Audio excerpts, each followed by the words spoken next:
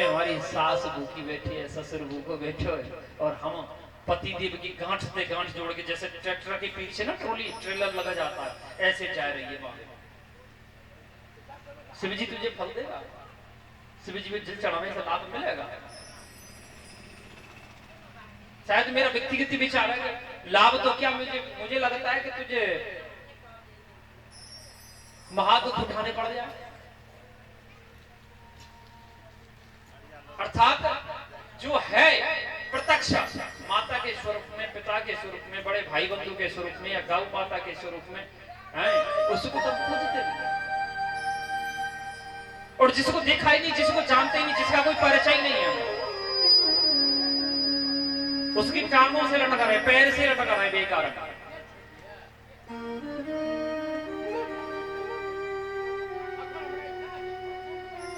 तुकाराम महाराष्ट्र में भक्त हुए,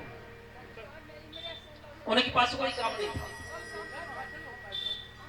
उनके पास कोई काम नहीं था, कोई काम नहीं करते। उनको एक ही काम था कि नित्य प्रति अपने माता को, अपने पिता को स्नान कराना, अपने से भोजन बनाना, अपने माता पिता को भोजन कराना, उनकी चरण सेवा करना। समय बचता तो खेती का काम संभालना, पेट पूर्ति के लिए। एक दिन स्वयं नारायण भगवान दर्शन देने के लिए गए। तुकाराम, मैं तुझे दर्शन देने के लिए आया हूँ, तेरी मातृ भक्ति और पितृ भक्ति से मैं प्रसन्न हूँ, आप मेरा दर्शन कर लो, आप कृतार्थ हो जाओगे, आपका कल्याण हो जाएगा। बोले भगवान तो क्या, आप भगवान के पिताजी भी हो तो मुझे कोई फर्क नहीं पड़ता। बोले काहे रे? अरे भले आदमी, मैं इतनी दूर से यहाँ तक दर्शन देने के लिए आया हूँ, तुझे तू मेरा दर्शन नहीं कर पाया। बोले अभी मैंने अपनी माता की चरण सेवा की है, अभी मैं पिता की चरण सेवा करूंगा, उसके बाद में आपके दर्शन करूंगा। आपके पास समय है तो रुक जाओ, अन्यथा आप जा सकते हो। तो भले आदमी, मैं रुक तो जाऊं, रुकने के लिए जगह तो हो मेरे लिए। बोले जगह के लिए तुम्हारे लिए क्या मैं सिंहासन बनाऊं? ये लो ईटा, बैठ जाओ। ईटा लेकर के, ईटा पीछे हाथ करके दे दिया, देखा नहीं तो कर भगवान उसी पे बैठे गए। कुछ घंटे 2 घंटे बाद जब तुकाराम जी अपने पितृ भक्ति से, मातृ सेवा से, पितृ सेवा से निवृत्त हुए और मुड़ करके देखा तो नारायण भगवान अभी भी बैठे हुए हैं। तुकाराम चरण में गिर गए, रोने लगे, प्रभु मुझसे बड़ा अनर्थ हो गया। मैं समझा कोई मुझसे वैसे अनायास मजाक कर रहा है। बोले पुत्र, रोने की आवश्यकता नहीं है, तेरे जैसे भक्तों के चरण कमल के नीचे मैं निवास करता हूं, तेरे जैसे भक्तों के हृदय कमल में निवास करता हूं। ईंट पे बैठने के कारण तुकाराम ने ईंट पे बैठाया भगवान को, इसलिए महाराष्ट्र में श्री भगवान नारायण को, भगवान कृष्ण को विठ्ठल के नाम से जाना है। विठ्ठल बैठ गए ईंट पे, तभी तो कीर्तन गाया जाता है कि विठ्ठल विठ्ठल गिरधारी यमुना जी की बलिहार, के विठ्ठल विठ्ठल गिरधारी यमुना जी की बलिहार। बोलिए श्री विठ्ठल स्वामी भगवान की। उस दिन से भगवान का नाम विठ्ठल पड़ गया।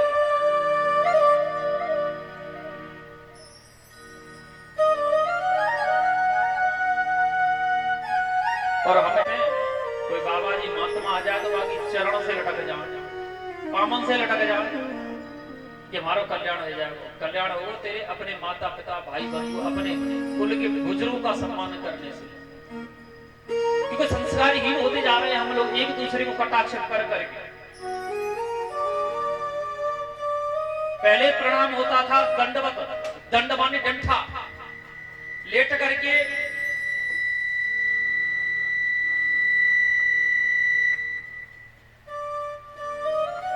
पहले ये वाला सीटी दे रहा, पहले लेट करके प्रणाम करते थे, उसने कहा जाता था दंडवत प्रणाम।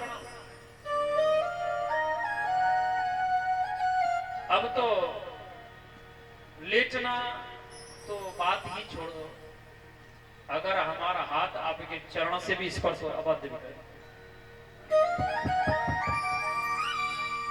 चरण से भी अगर स्पर्श आ जाए ना तो बहुत बड़ी बात है।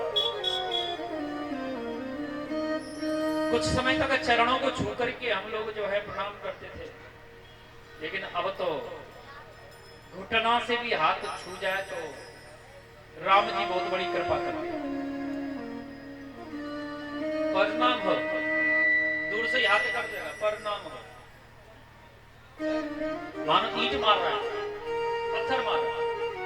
अरे ऐसे बढ़िया भैया तो एक पत्थर भाटा लेके खोपड़ी में मार देना, वही प्रणाम हो जाए।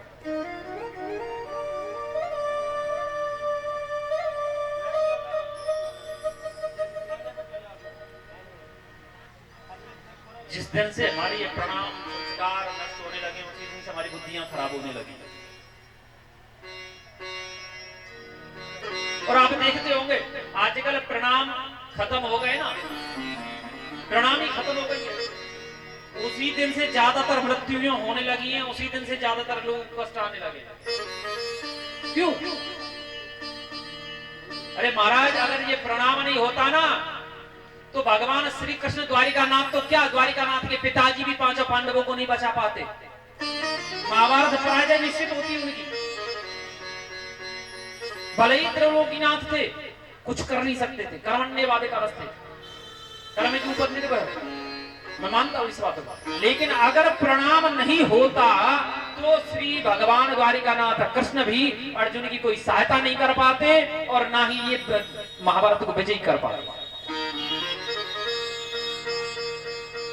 अगर प्रणाम नहीं होता। प्रणाम हुआ, इस कारण आज पांचों पांडवों का नाम है, पांचों पांडवों का इतिहास है। आपको अच्छी तरह याद होगा, आप लोग पढ़े भी होंगे महाभारत को। जब 10 दिन महाभारत चले गए, 10 दिन में कोई निर्णय नहीं आया तो दुर्योधन व्यंग बाण से घायल कर दिया पितामह भीष्म को। कौरव सेना के प्रधान सेनापति पितामह गंगा पुत्र भीष्म बोले, पितामह आप पांचों पांडवों को मारोगे नहीं? मैं जानता हूं उनसे अति प्रेम करते हैं आप, और आपसे वो हारेंगे नहीं क्योंकि आप बराबर शक्ति में दो। अर्जुन आपसे हारने वाला है नहीं, हारेगा तभी जब आप मार सकोगे उसे, और मारोगे हत नहीं, मारोगे नहीं तो युद्ध का परिणाम निकलेगा नहीं। पितामह भीष्म क्रोध में आ गया। दुर्योधन, मुझे लगता है कि मैं जान करके उनको नहीं मारता तो ठीक है, कल का युद्ध अंतिम युद्ध होगा, कल में युद्ध को ही समाप्त कर दूंगा। घोषणा चले, बोले कल मैं पांचों पांडवों की हत्या कर दूंगा, वध कर दूंगा उनका युद्ध भूमि में।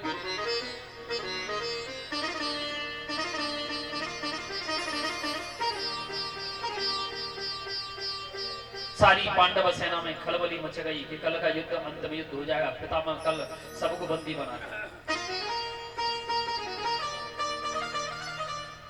द्वारकाधीश कृष्ण चना खाते हुए,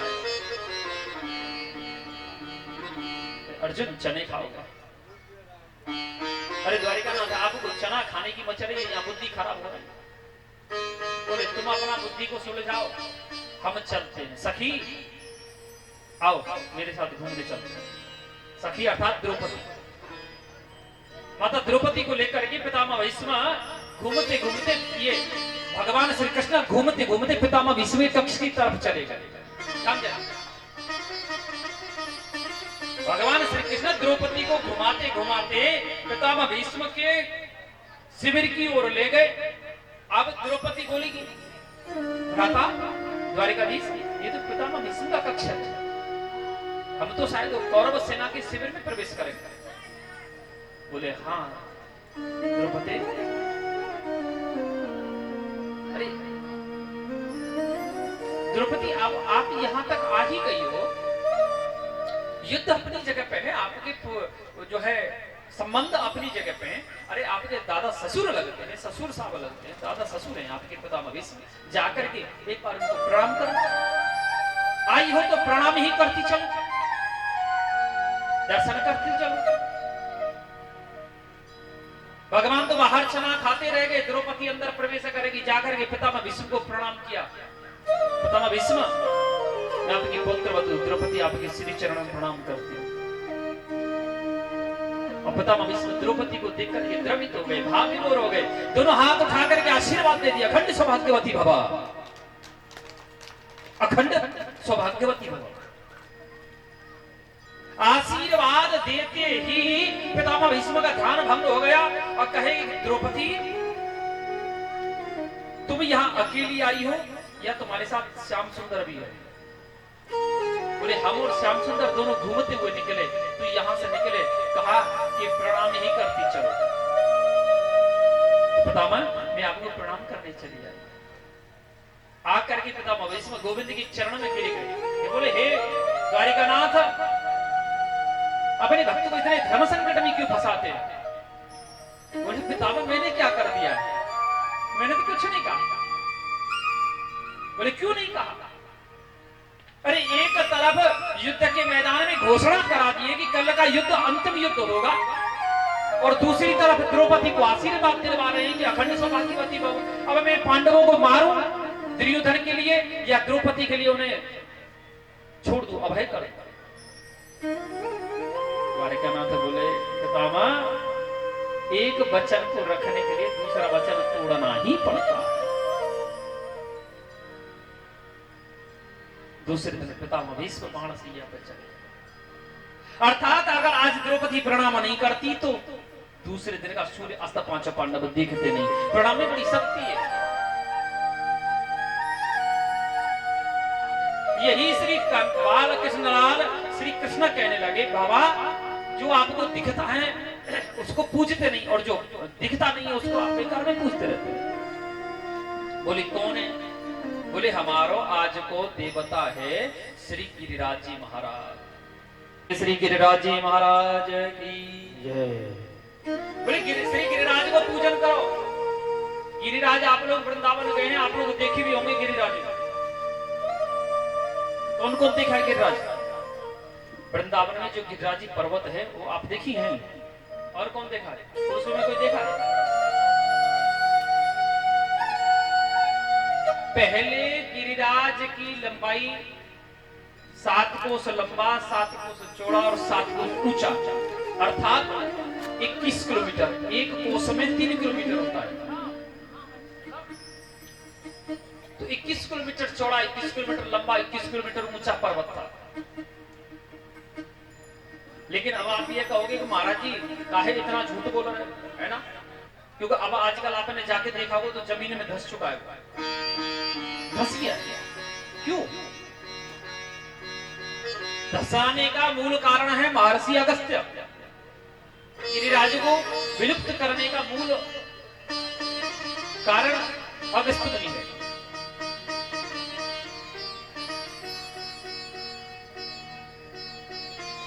यहां ये गिरिराज कहां से आया? गिरिराज पर्वत कहां से आया? एक बार अगस्त मुनि, कल भी इसी बात को चर्चा चली, त्रिकुटाचल और त्रकूटा, 2 पर्वत अलग अलग। त्रकुटाचल पर्वत है आपके दक्षिणी भारत में, और त्रकूट पर्वत है उत्तरी भारत में। तो अगस्त मुनि उत्तरी भारत जब घूमने गए तो त्रिकुट पर्वत को देखे। त्रिकुट पर्वत का एक पुत्र था जिसका नाम था श्री गिरिराज। गिरिराज बहुत सुंदर था। अगस्त मुनि कहे गिरिराज आप अपने पुत्र का दान करो ताकि मैं इसे दक्षिणी भारत ले जाकर के इसको स्थापित करूंगा और इसके ऊपर बैठ करके तपस्या करूंगा। अगर त्रिकुट हम करता है तो फंस गया, पुत्र भी हो, और मना करता है तो पुत्र भी हो। क्या करना चाहिए उसको?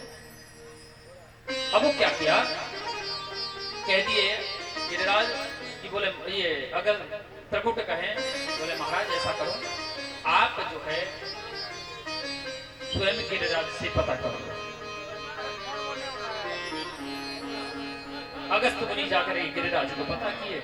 गिरिराज को कहे गिरिराज आप मेरे साथ दक्षिणी भारत चलोगे? बोले महाराज चलूंगा तो ठीक चलूंगा, लेकिन मेरी शर्त होगी कि जहां मुझे आप पृथ्वी से स्पर्श कराएंगे उससे आगे मैं नहीं जाऊंगा। ऐसा वचन लेकर के श्री गिरिराज को लेकर गिरिराज अपना हल्का वचन कर दिया। अगस्त मुनि लेकर के उत्तरी भारत से दक्षिणी भारत के लिए प्रस्थान करने लगे। जब जब ब्रजमंडल आया तो ब्रजमंडल में गिरिराज को आकाशवाणी सुनाई आई त्रेता युग की। भगवान आकाशवाणी किए थे कि द्वापर के अंत में भगवान कृष्ण अवतार लेंगे या लीलाएं करेंगे। अब गिरिराज ने क्या किया, अपनी चाल चल दिया और ऐसी चाल चला कि जिससे अगस्त मुनि को लघु शंका सताने लगी। वहां से निकलने वाले एक ब्राह्मण को श्री गिरिराज को पकड़ा दिया, बोले भैया थोड़ा थाम लो इसको, मैं अभी आता हूँ। तो जैसी गिरिराज तो ब्राह्मण देवता दिए गिरिराज को अगस्त मुनि, तो इधर गिरिराज क्या किए, अपना वजन बढ़ा दिए, उधर लघु शंका शांत नहीं हुई। पंडित जी सहन नहीं कर पाए, धरती में रख दिए, इधर लघु शंका शांत हो गई। अगस्त मुनि कहे कि गिरिराज हमारा लघु शंका हो गया, अब चलो आगे।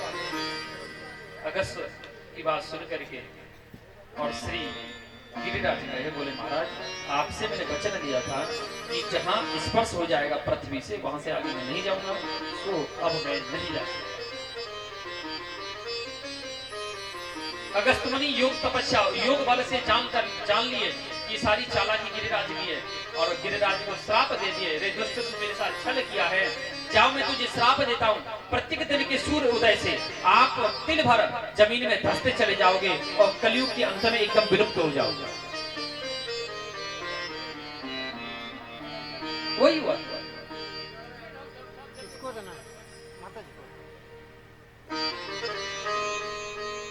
ब्रजवासी कहें कि बोले लाला हमारी शर्त है, 3 शर्तें, तो हम तेरे गिरिराज को पूजन करें। बोले कौन कौन सी शर्तें? बोले तेरे गिरिराज को हमारी अच्छी बुरी जैसी भी पूजा पाठ है वो स्वीकार करनी पड़ेगी, और दूसरी शर्त कि तेरे गिरिराज को स्वयं साक्षात प्रकट है कि दर्शन देख करके हमसे प्रसाद मांगना पड़ेगा कि हे ब्रजवासियों भोग खिलाओ, भोज कराओ, और तीसरी अगर हमारे ऊपर कोई कष्ट आवेगो तो तेरे गिरिराज को सहायता करनी पड़ेगी। भगवान बोले तीनों शर्त मंजूर है। सब ब्रजवासियों को घोषणा है कि चलो गिरिराज पूजन करेंगे। सबने अपनो अपनो भोजन गाड़ी में बैलगाड़ियों में लाद दियो, चढ़ा दियो। कि खुरचन है खीर मोन खीर सारो कुर्मी खीर खजला जलेबी कला कंद बालूशाही मोहन थार मेवाटी मठरी मसूर पाग पेड़ा रसगुल्ला संग रबड़ी सुहाई भुजिया नमकीन सेव गठिया सकल पारे भुजिया समोसा पापड़ पकौड़ी बनाइए। मधुप श्याम नंद बाबा जसोदा सब सामग्री कि मधुप श्याम नंद बाबा जसोदा सब सामग्री लेकर के गिरिराज आज भोग में सजाइए, लेकर के गिरिराज आज भोग में सजाइए। श्री गिरिराज जी के भोग में लगा करके और गिरिराज जी के लिए प्रस्थान किए। जब गिरिराज में पहुंचे तो बोले ब्रजवासियों को भगवान गोविंद कहें कि बाबा पहले आप मेरे गिरिराज को स्नान कराओ, पहले गिरिराज को स्नान कराओ। अब कोई इंसान हो तो स्नान कराया हो जाए, वो तो पूरा पहाड़ कहां से जल लाऊं? बोले भले आदमी तेरी मती मारी गई है का, इतना जल हम कहां से लेके आऊं? बोले ऐसा करो सब लोग आंख बंद करो। जब सबने आंख बंद करी तो भगवान श्री कृष्ण एक मन से अपने मन से एक गंगा की उत्पत्ति की, जिसका नाम पड़ा मानसी गंगा। बोलिए मानसी गंगा महारानी की। भारत में 5 गंगा, पहले दिन आपको हम बताए। इसी प्रकार ब्रजमंडल में फिर 5 गंगा है जो आज तक आपने नहीं सुना होगा। मानसी गंगा जो गिरिराज जी गए होंगे उन्होंने दर्शन किया होगा, बाकी और गंगा के बारे में आपको ज्ञात नहीं होगा। एक है मानसी गंगा जो गिरिराज जी में है, एक है गोमती गंगा जो कुशवन में है, एक है चरण गंगा जो बठैन में है, एक है पंडर गंगा जो बरसाना में है, महल के नीचे से बहती है, और एक है मंदाकिनी गंगा जो आचनों से बहती है। 5 गंगा। इसी प्रकार वट भी 5 हैं, 5 वट वृक्ष है वृंदावन में। इनका कल्पना नहीं किया जा सकता, वैज्ञानिक भूल हार गया उसका, कितना उम्र का है। एक है बंसी वट, बंसी वट जहां भगवान श्री कृष्ण श्रावण महीना शुक्ल पक्ष त्रयोदशी के दिन किशोरी राधा रानी के साथ भगवान श्री कृष्ण का विवाह हुआ, अक्षय तृतीया जिसको कहा जाता है।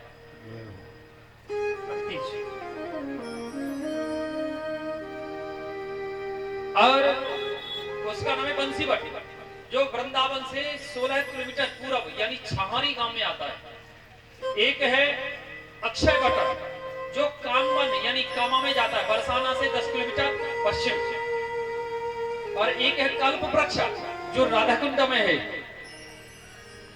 राधाकुंड क्या है? राधाकुंड में जिस स्त्री को डॉक्टर कह देता है कि इसको संतान नहीं होगा, वो स्त्री को, जिसको आप लोग जितिया बोलते हैं, जितिया, ठीक है, उसको हम अक्षय नवमी बोलते हैं। तो आप कोई भी स्त्री जिसको संतान नहीं हुआ है, अगर वो स्त्री और पुरुष यानी पति पत्नी दोनों लोग जाकर के अक्षय तृतीया की ये अक्षय नवमी की रात्रि में राधा कुंड में स्नान करते हैं, तो राधा रानी की कृपा से उनको संतान की प्राप्ति अवश्य होती है, ऐसा ब्रज का मानना है। क्योंकि भगवान कृष्ण और किशोरी राधा घूम रहे हैं, भगवान को प्यास लगने लगी। भगवान कहे लाडली मुझे प्यास लग रही है। किशोरी राधा रानी ने अपने कंगन निकाला, कंगन निकाल करके गड्ढा खोदा, गड्ढा खोदने से जल निकला जिसमें भगवान कृष्ण पानी पिए। और लाडली को कहे कि लाडली आपने मेरी प्यास बुझाई है, बताओ क्या वरदान देना है। बोले प्रभु एक कुंड बन गया है, तालाब बन गया है, तो मैं चाहती हूँ कि जितनी भी निसंतान माता पिता जिनको संतान का कष्ट हो, आकर के अगर इसमें स्नान करते हैं उनको संतान की प्राप्ति हो, ये वरदान आप दे दो। तो यही मान्यता आज हम ब्रजवासियों की भी है। राधा कुंड में स्नान किया जाता है। एक जो बंसी वट है वहां भी यही स्थिति है। बंसी वट में एक कुआं है, आज भी है, और कुआं में आप सब लोग जानते हैं जो सोमवार के दिन अमावस्या जो पड़ती है, जिसको सोमवारी अमावस्या कहा जाता है, सुमति अमावस्या। इस दिन जब हम लोग जाते हैं तो सुमति अमावस्या के दिन कुआं में जल नहीं होता है, कुआं से दूध निकलता है। अर्थात ऐसा लगता है मानो ये कुआं के जल में किसी ने दूध मिला दिया हो। किसी बाल्टी में एक दूध का बूंद गिर जाता है तो उजला उजला पानी हो जाता है, पानी रंग बदल देता है। इसी प्रकार बंसी वट का कुआं का जल भी इसी प्रकार बदला जाता है, हर 1.5 घंटे में बदलता रहता है। ब्राह्मण लोग हैं जानते हैं, जब चौकड़िया शुभ अमृत का जो चौकड़िया आता है, लाभ का चौकड़िया आता है, उसमें दूध बन जाता है। और काल उत्पाद उद्योग जब चौकड़िया आता है तो उसमें पानी बन जाता है। बंसी वट, अक्षय वट, एक है कल्प वृक्ष कल्प वट, एक है निकुंबला वट, और एक है आरती नासन वट। जो आरती नासन वट जो है भोजन थाली, यहाँ भगवान श्री कृष्ण भोजन किए, पहाड़ी को एक थाली बनाए, उसका नाम भोजन थाली है। आप केदारनाथ बद्रीनाथ कहीं भी जाने की आवश्यकता नहीं है, आप सीधा ब्रजमंडल चले जाओ, ब्रजमंडल में आपको सब मिल जाएगा। केदारनाथ है, बद्रीनाथ है, आदि बद्रीनाथ है, पूर्णानाथ है, चरण पहाड़ी है, भोजन थाली है, सब देवता देवी देवता ब्रजमंडल में। बोले लाला 4 धाम यात्रा में कैसे करूं, हम तो बूढ़ा हो गए। बोले बाबा आपको कहीं यात्रा जाने की जरूरत नहीं, 4 धाम आपको मैं यही उपस्थित किए देता हूँ। तब 4 धाम वृंदावन में बनाए गए, ब्रज में बनाए। ब्रज की परिक्रमा करने का अर्थ है 4 धाम की यात्रा कर लेना। आचार्य श्री सुखदेव कहते राजन, भगवान मानसी गंगा का प्राकट्य किए, फिर मानसी गंगा से जल का स्नान किए। अंत में जब जल स्नान हो गया तो चंदन लगाए, फूलमाला पहनाए, फूलमाला इत्यादि पहना करके भगवान जोरदारी का जयकारा लगवाए, बोलिए श्री गिरिराज महाराज की।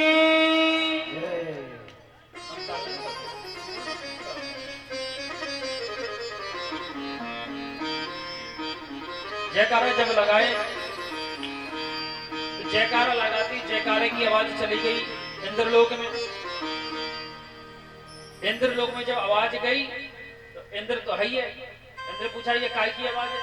नारद जी चुगलखोरी करता है, इधर की उधर उधर की इधर करता है। और जो ये मैं नहीं कह रहा हूं, नीति शास्त्र कहता है, गरुड़ पुराण भी इसी बात को कहता है, जो व्यक्ति इधर का बात उधर, उधर का बात इधर करता है वो दुमुहा सांप बनता है, जिसको हम लोग ब्रज में दुमुही बोलते हैं। दुमुही है। और जो छुप करके किसी की बात को सुनता है वो छिपकली बनता है, दीवार पे चिपकता रहता है।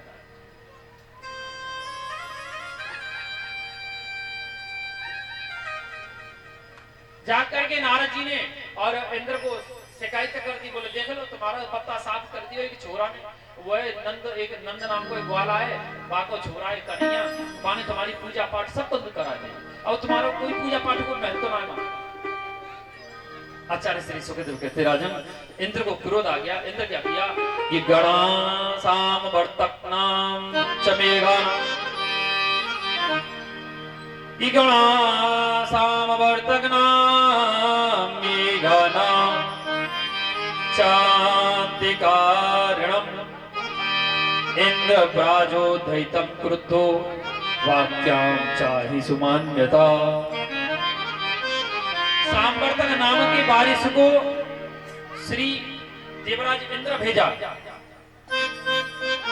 देवराज इंद्र सांवर्तक नाम के बारिश को भेजा। बारिश आकर के और 7 दिन 7 रात्रि तक बारिश करने लगा।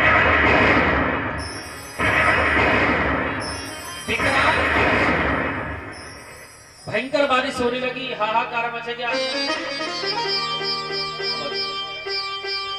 जब बारिश होने लगी तो ब्रजवासी बोले लाला जी का भयो देख ले, जवाब को डर हो ना कोई बात नहीं, इंद्र को पता चल गयो, इंद्र क्रोधित रहेगो, बारिश करेगो, बोले तुम काहे की चिंता करें, आप सब अपना अपना गाय माल लेके मेरे पास आ जाओ। सब ब्रजवासी उनके पास पहुंच गए। कन्हैया आवाहन करो, आवाहन करते पहाड़ पर्वत ऊपर उठ गए, कन्हैया बा के नीचे घुस गए। अपने सबसे बाएं आगे की सबसे छोटी उंगली को जाके कन्हैया बा के नीचे लगा दिए, राधा रानी ऊपर निहारने लगी। बोले सब लोग आ जाओ, सब लोग आ जाओ। सब लोग पहाड़ के नीचे चले गए। वासुकी नाग आया, पहाड़ के चारों तरफ अपने शरीर से बांध बना दिया, ध्यान देना। और अगस्त मुनि आकर के जितना भी पानी पिए थे सारा पानी पीते चले गए। जितना बारिश हो रहा है सारा पानी पेट में पी रहे। सुदर्शन चक्र धरती को सुखा रहा है। अब ध्यान देना,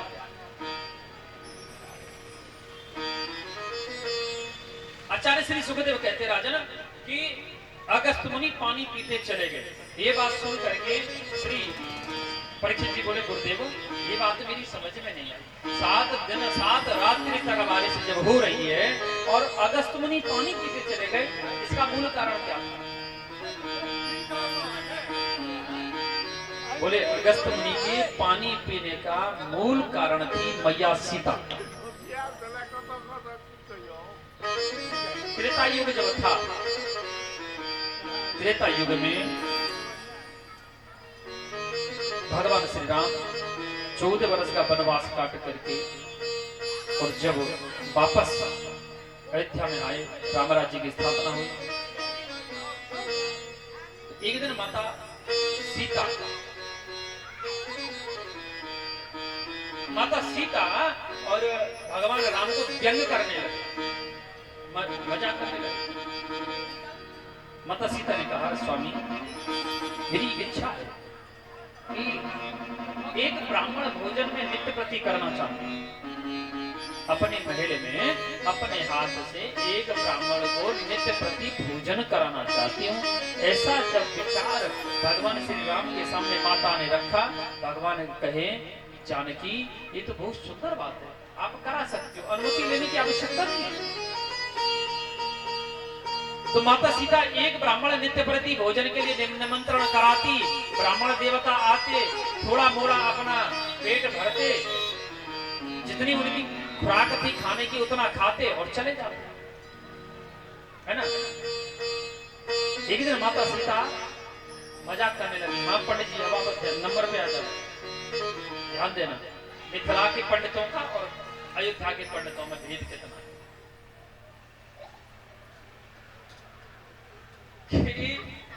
जब माता सीता भगवान राम को व्यंग की कि बोले रघुवीर, बोले हाँ देवी बताओ जानेगी, बोले आपके अयोध्या के ब्राह्मण तो सब ऐसे ही है। कैसे? नाम के ब्राह्मण है। बोले कैसे? आपने कैसे इस बात को सिद्ध कर दिया? अरे कि बोले मेरी इच्छा होती है मैं इतना भोजन कराऊं, कितना इतना भोजन कराऊं, लेकिन वो आता है थोड़ा सा भोजन करता है, दक्षिणा लेता है और चला जाता है ना। और बोले देवी तेरे मिथिला में कैसे ब्राह्मण है? बोले मेरे मिथिला में ऐसे ऐसे ब्राह्मण है कि 10 किलो रसगुल्ला में खा जाए, डकार लेगो कि ना लेगो ये तो राम जी जाने। ऐसे ही है क्या? का मतलब आपने मारे हैं 150-200 रसगुल्ला। भगवान राम कहे देवी अपनी मिथिला पे इतना अहम मत करो। अरे कि बोले मेरी मिथिला में तो बड़े बड़े अलग ब्राह्मण हैं, एक एक ब्राह्मण जब खाने बैठ जाए तो रसोई के पूरे भंडार खाली कर देता है। ऐसे ही है क्या? ऐसे ही है, ज्यादा खाते हैं तो कम से कम याद तो रहेगा ना। कोई मिथिला वाला आएगा उसको खाने की पूछेंगे भी ना, पूछेंगे तो हमारे पूरा अनाज खा जाएगा। हाँ वही तो हम कह रहे हैं। अरे हमारा क्या है, हमारा 5 किलो आटा लेके आते हैं, 20-25 दिन चलता है, एक दिन में 150 ग्राम आटा खर्चा आता है ना। तो ऐसे देखिए आप कितना खाते हो उससे हमें मतलब नहीं। अगर आप कभी हमारे दरवाजे पे आए हम उतना खिलाएंगे जितना हम खाते हैं। अब भूखे रहो या जगी जाओ आप अपन जानो। हाँ। माता सीता व्यंग करने लगी प्रभु को। प्रभु बोले देवी मिथिला के ऊपर उतना अहम मत करो, अन्यथा किसी दिन कोई ऐसा ब्राह्मण आएगा आप खिलाते खिलाते थक जाओगी लेकिन झिकेगा नहीं। और वही घटना भगवान श्री राम घटा दिए मैया जानकी के संग। एक दिन अगस्त मुनि को आह्वान कर दिए, अगस्त मुनि आए, अगस्त मुनि को निमंत्रित कर दिए। अगस्त मुनि हमारी जनक नंदनी आपको भोजन कराना चाहती है। बोले वो भी जनक नंदनी के कर कमल से भोजन, ये हमारा सौभाग्य है, अवश्य करेंगे देवी, भोजन की तैयारी करो। मैया ने भोजन बनाया, छोटी छोटी कटोरी में सजाए के, वही जैसा हम माता को ऐसी सजाए के धर दियो। अगस्त मुनि ताकने लगे, ताकने लगे। बोले भोजन को मैं कान में डालूं, नाक में डालूं, आंखें में डालूं, क्या करूं देवी? बोले प्रभु खाइए भोजन। बोले इससे मेरा पेट नहीं भरेगा। और शास्त्र कहता है अर्ध भोजन वृद्ध गाय दाता दे तो नरक को जाए। आधा भोजन नहीं देना चाहिए किसी को, महापूर्ण भोजन कराना चाहिए। वृद्ध गैया दान नहीं करना चाहिए, नरकगामी होता है दाता।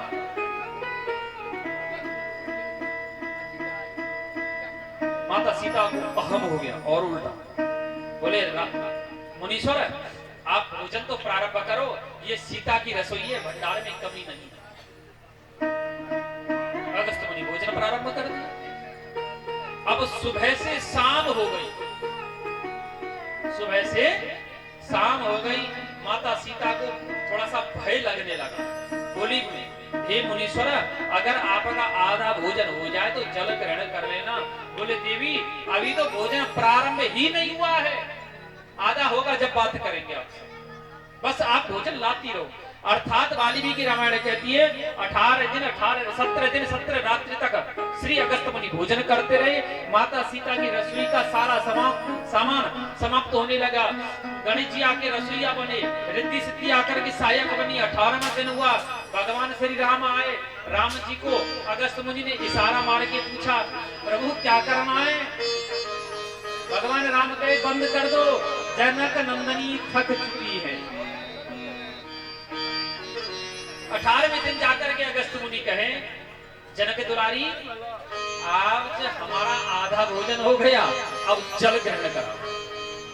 माता सीता हाथ जोड़ के खड़ी हो गई, बोले महाराज ब्राह्मणों के राक्षसों,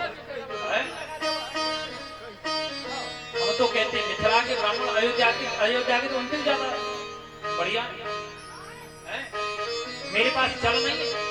भगवान श्री राम को अगस्त मुनि उदास हो गए। भगवान प्रभु श्री राम कहे, अगस्त्य आप मुख शुद्ध करके तपस्या करने के लिए बैठ जाओ, और द्वापर के अंत में मैं अवतार दूंगा। इंद्र 7 दिन 7 रात्रि तक बारिश करेगा, तो आप संपूर्ण बारिश का जल पीते हुए चले जाना। आज वही अगस्त मुनि आकर के जल पान। ग्वाल वालों ने पूछा, छोरे छोरा नंद की तू ये बता कन्हैया, तेने इतना बड़ो पहाड़ कैसे उठायो? कछु माखन को बल बढ़ो, कछु गोपन करी सहाय, और श्री राधे जी की कृपा से मैंने गिरवर लियो उठा।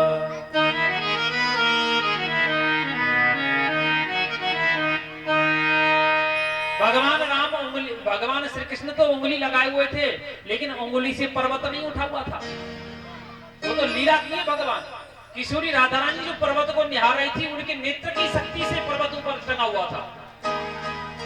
श्री राधे जी की कृपा से मैंने पर्वत लियो उठा। 7 दिन 7 रात्रि हो गई। आज इंद्र ने कहा कि देखो सैनिकों, आप मृत्यु लोक में जाके देखो, कोई ब्रजमंडल में जिंदा तो नहीं बचा है। अगर जिंदा नहीं बचा हो, जिंदा अगर एक भी प्राणी बचा हो, तो फिर 7 दिन 7 रात के बारिश करना।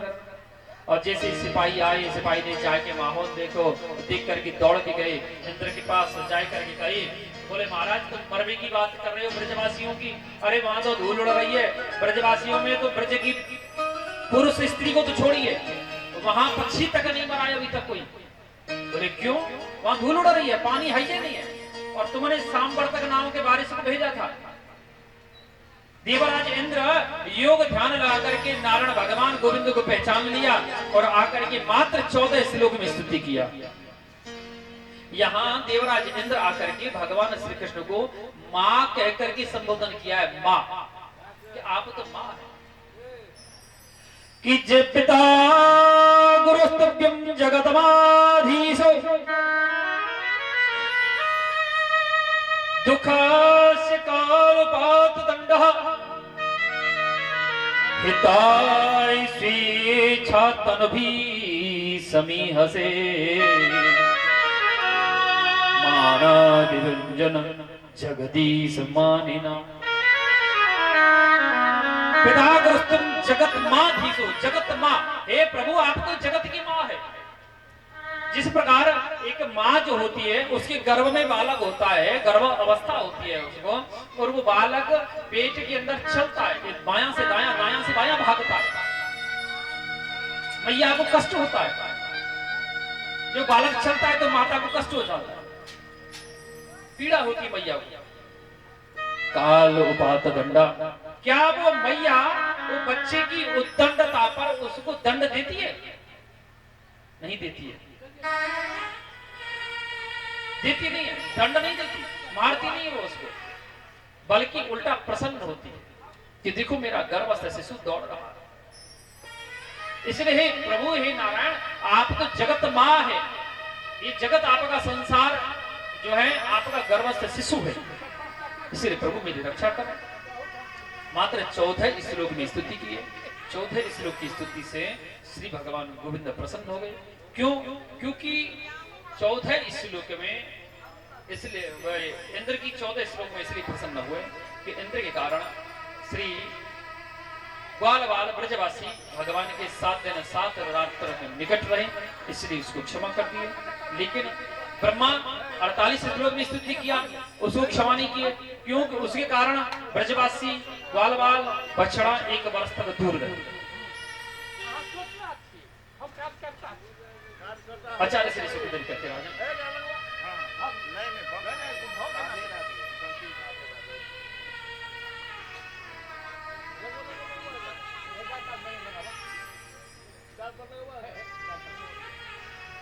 जो कार्तिक का महीना आता है, कार्तिक के महीना में हमारी बहनें माताएं कार्तिक स्नान करती हैं। कौन कौन करते हैं? यहाँ भी करते हैं कि नहीं? आप कौन करता है? हाथ उठा के बताओ। आप लोग करते हैं। माताएं कार्तिक का स्नान, जो विवाहिता माता अगर कार्तिक स्नान करती है तो कार्तिकी पूर्णिमा के दिन उसको एक ब्राह्मण और ब्राह्मणी को भोजन कराना चाहिए, उसको वस्त्र आभूषण इत्यादि दान देना चाहिए। लेकिन ये विशेषकर कुमारी बहन के लिए होता है।